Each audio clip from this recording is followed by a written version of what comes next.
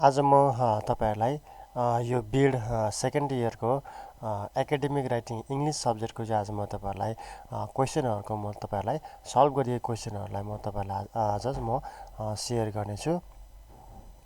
यो चाहिँ academic writing unit 1 रहेको छ।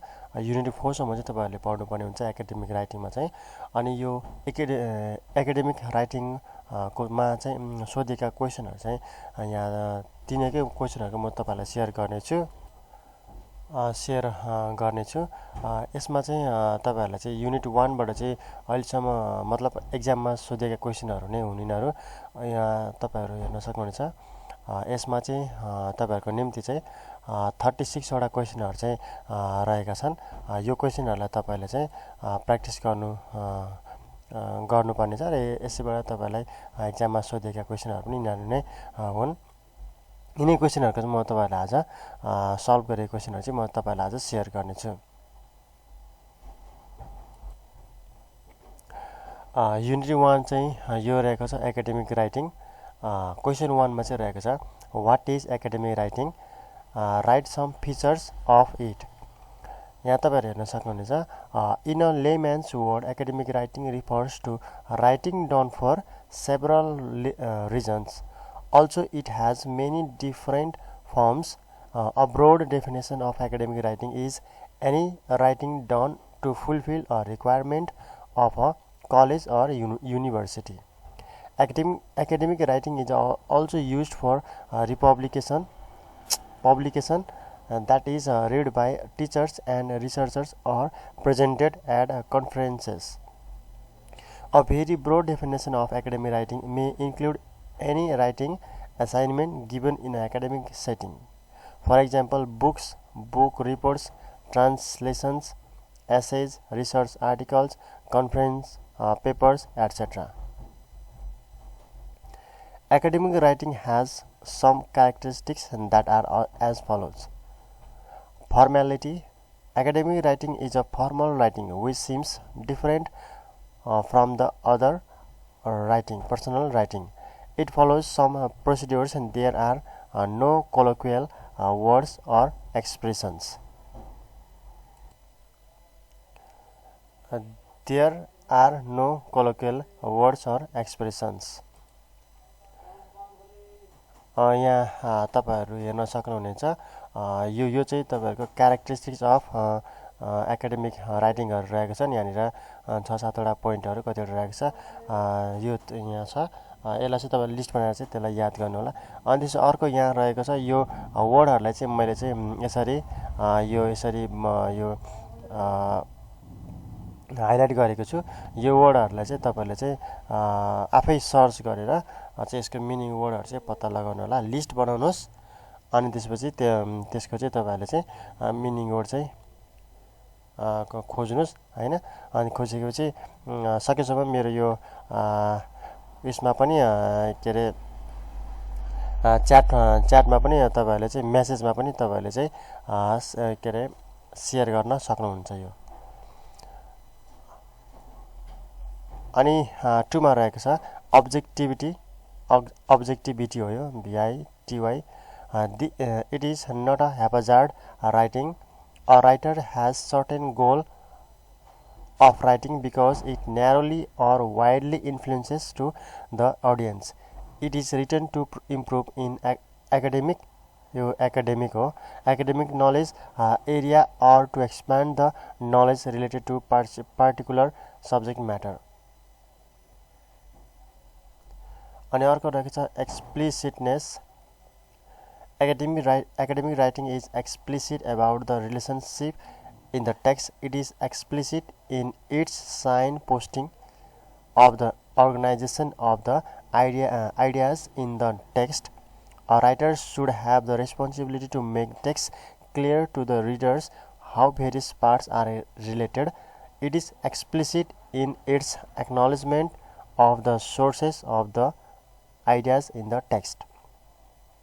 अनि अर्को कुरा मैले तपाईहरुलाई यो एक्सप्लेन नगर्नुको कारण नेपालीमा एक्सप्लेन नगर्नुको कारण चाहिँ यो मिनिङ वर्डहरु नै तपाईले थाहा पाउनु भयो भने चाहिँ यो आफै तपाईले बुझ्नुहुन्छ जस्तै academic writing is explicit about the relationship यिनीहरुको वर्डको मिनिङहरु तपाईलाई थाहा छ तपाईले सजिलै चाहिँ यसलाई चाहिँ आफै बुझ्न सक्नुहुन्छ academic writing is explicit about the relationship in the text यो यसको वर्ड थाहा भएको भनेको यसको वर्ड थाहा नभएको रिलेसनशिप भने तपाईलाई थाहा छ इन द टेक्स्ट भने सबै कुरा थाहा छ हैन अनि त्यसपछि त्यो कारणले गर्दा तपाईहरुले चाहिँ आफैले चाहिँ अलिकति मेहनत गर्नु होला यो इंग्लिश वर्डहरुमा चाहिँ मैले इंग्लिश यिनीहरुको चाहिँ मैले मिनिङहरु बताइन यसलाई मैले तपाईलाई एक्सप्लेन अलि गरिन ठिकै छ यो तपाईहरुले चाहिँ आफैले यो मिनिङ वर्डहरु चाहिँ खोज्नु तपाईहरुको निम्ति चाहिँ यो जस्तै अब होमवर्क भनौँ के भनौँ त्यसलाई तपाईहरुको निम्ति प्र्याक्टिकललाई चाहिँ यो भयो हैन त्यसरी तपाईहरुले चाहिँ आफैले त्यो गर्नु होला एक्नोलेजमेन्टको तपाईलाई मिनिङ वर्ड थाहा छैन भने पनि तपाईले चाहिँ यसको तपाईले अब अन्डरलाइन लगाउँदै तपाईले चाहिँ यो गर्न सक्नुहुन्छ तपाईलाई कुन वर्डको चाहिँ मिनिङ वर्ड थाहा छैन त्यसको चाहिँ सर्कल लाउनुस् आफ्नो नोटमा अनि त्यसपछि अथवा त्यसलाई के रे लिस्ट बनाएर राख्नुस् अनि त्यसलाई चाहिँ तपाईले चाहिँ याद गर्नुहोस् इंग्लिशमा जति चाहिँ वर्डहरु तपाईले याद गर्यो त्यति नै चाहिँ तपाईले चाहिँ सबै सजिलै तपाईले चाहिँ बुझ्न सक्नुहुनेछ त्यसैगरी अर्को फर्ममा रहेको छ precision in academic writing we need to precise when we use information dates or figures and these should be correct and clear.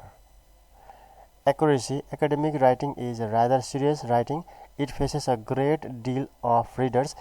It therefore should be accurate in team of selecting vocabulary, register information, reference, authentic materials etc. त्यसैगरी hedging academic writing is formal, accurate and scientific writing. It conveys factual information. However, a writer wants to convey and claim some particular ideas on particular subject, so he or she uses words like seem, believe, look like, think, suggest, often, usually, certainly, possibility, a sort of, a kind of, etc. These hedges are used to make a decision about the writer's sentence. यो writer's sentence हो है यो त्यसैगरी अर्कोमा रहेको छ complexity. The written language especially academic writing is rather complex than spoken language and personal writing. Writing language should contain appropriate word selection, less repetition, complex grammatical structure and dense information.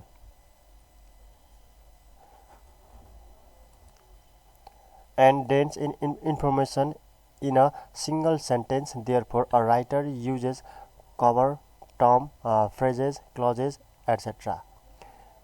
त्यसैगरी consistency. एटमा रहेछ consistency. There are some styles of academic writing, MLA, APA, and Chicago manual. Among them, a writer should choose any one only. 9 मा रहेको छ responsibility. The writer should take responsibility of his or her.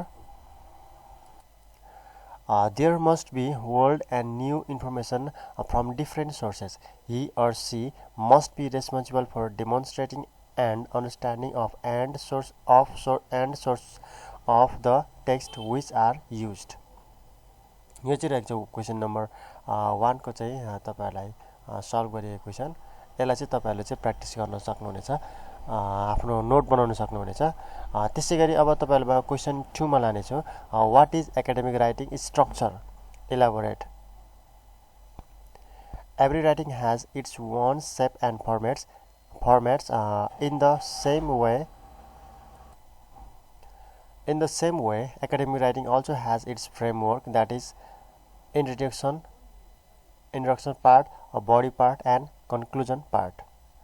Introduction. In this part we must grab the readers' attention and identify the thesis of the paper. We can do this by starting with several questions or quotations from a famous work or a person to draw the reader's interest. We could also start with some interesting information or a definition of an important term related to the work. Two this is the main part of the work body.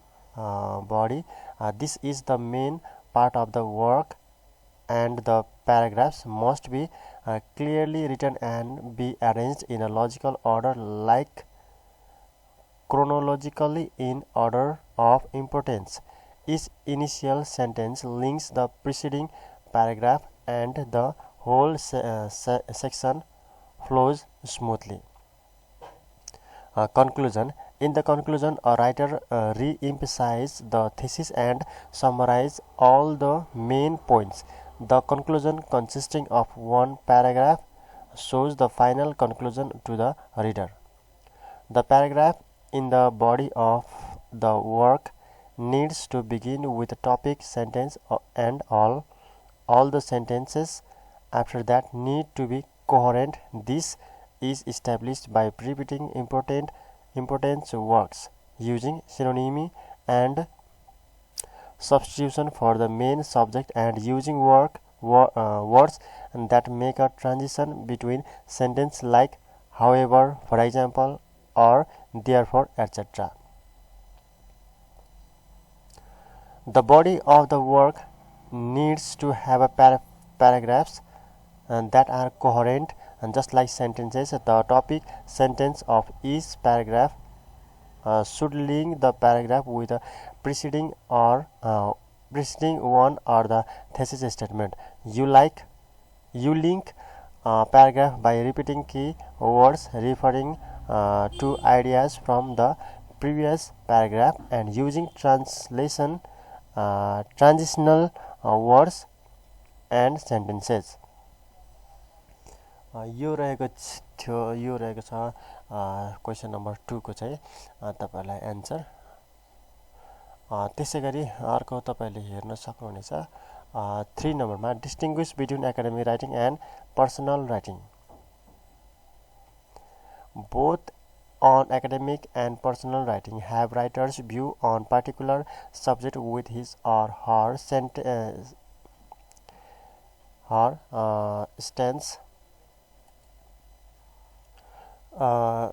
subject with his or her stance. Both types of writing are used to express views, ideas, expressions, thoughts, etc. However, they are different in many ways as given below. On the basis of formality, academic writing is formal, whereas personal writing is informal.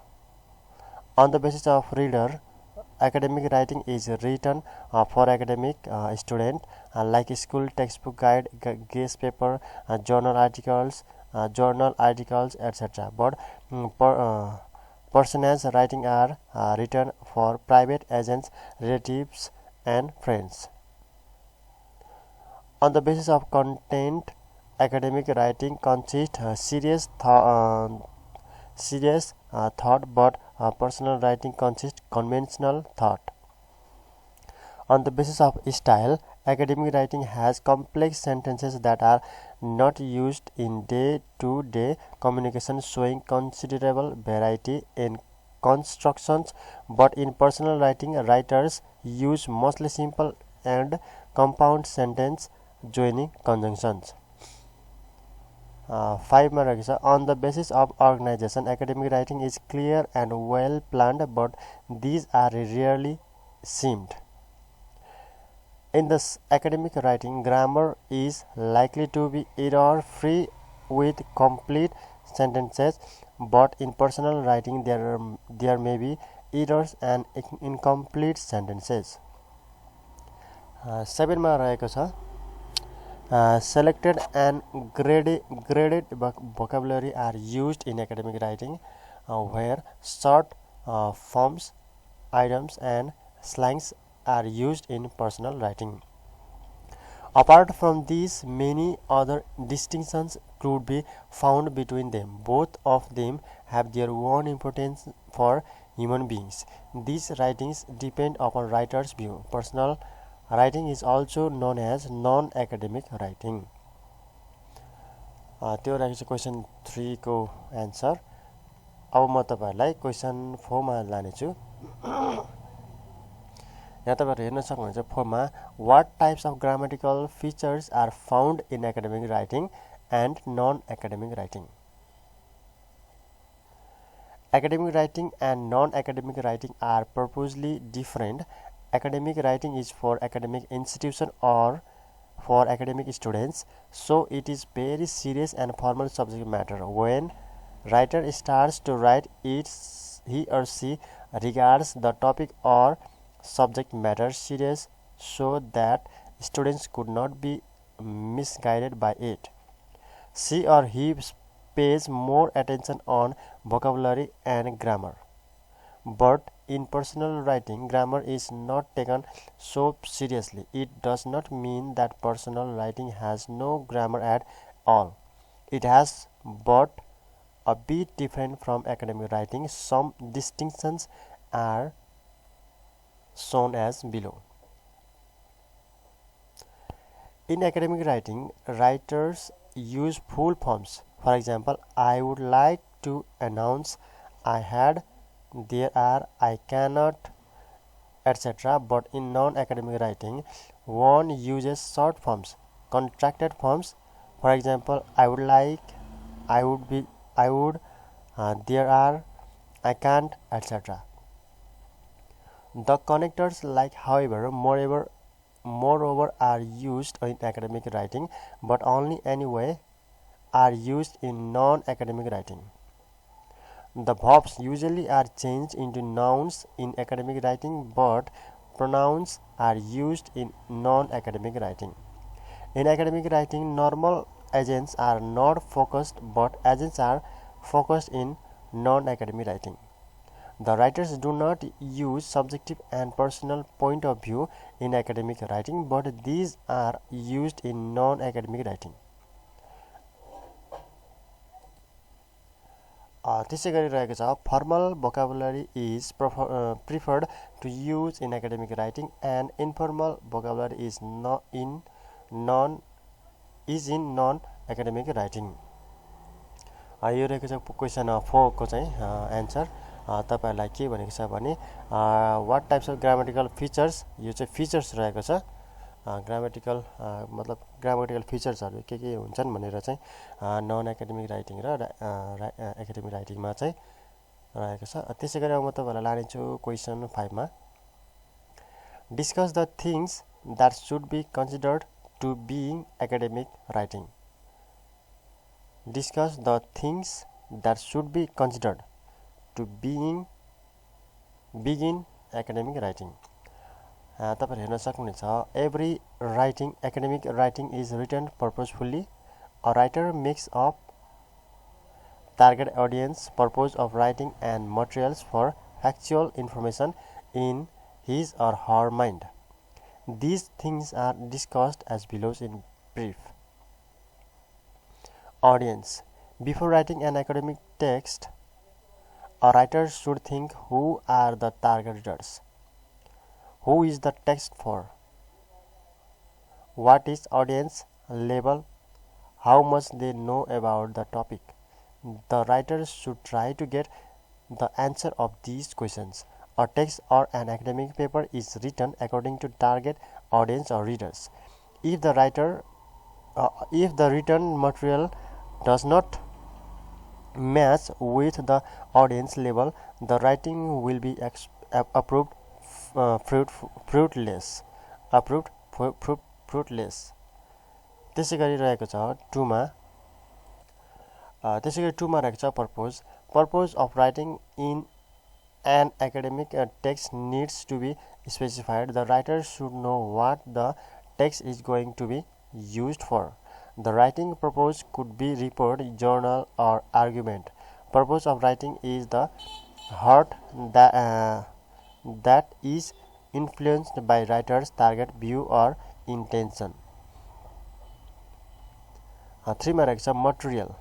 We have to collect all our research materials in one place. For this purpose, we have to read quickly through the text and select the materials we need. It is better to use different color or highlighters. For example, one color for ideas, another for evidence, and so on. Unless the consideration for audience purpose and resources and academics writings cannot be successful. These points are the core parts of it. It also is also called the beginning point. त्यसै गरी अर्को तपाईहरुको निम्ति रहेको छ question 6 मा describe the term plagiarism and mention the techniques to avoid it. The term plagiarism refers to taking information or idea from another writers and using them in our own work without acknowledging the source in an accepted manner. Many people think of plagiarism as copying another's works or borrowing someone else's original ideas, but the term like copying or borrowing can distinguish the seriousness of the offense. Plagiarism is derived from plagiarize, which means to steal and pass off the ideas or words of another. To use the other to use the another production without crediting the sources. To commit literary theft.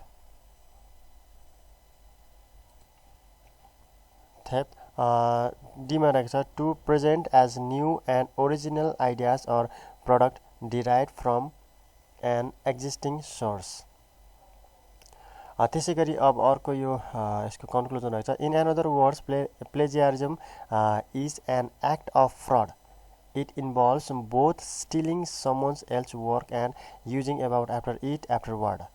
Most cases of plagiarism can be avoided, however, by citing sources, simply acknowledging that certain materials has been borrowed, and providing your audience with the information necessary to find that source is usually enough to prevent plagiarism.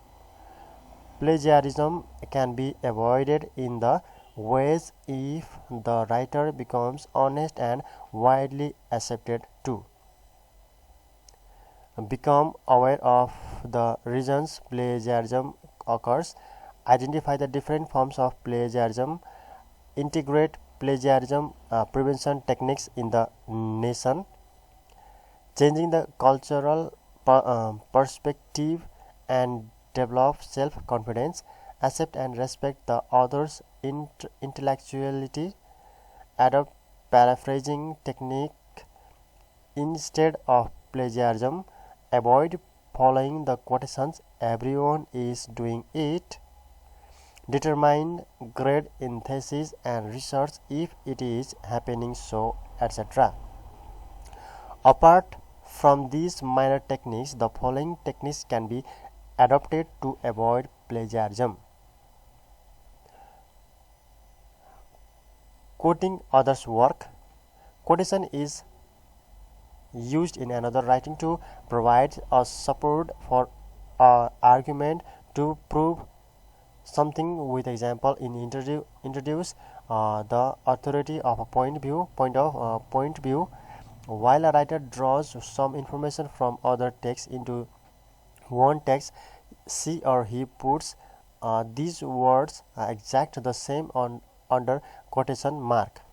Like this, quoted ideas may be a sentence, clause, phrase, word, or a paragraph. For example, many people define grammar differently, but Kavan R defines it as grammar is the set of rules that describe how words and group of words can be arranged to form sentences in a particular language.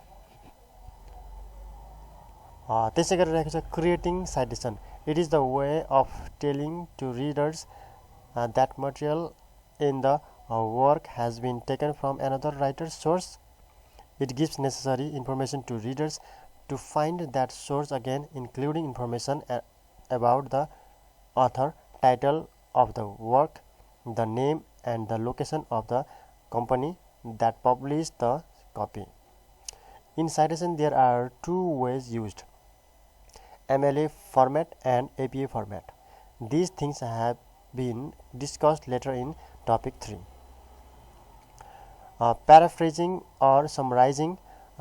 Paraphrasing means writing one's idea into one language. This the way of expression and word selection may be changed.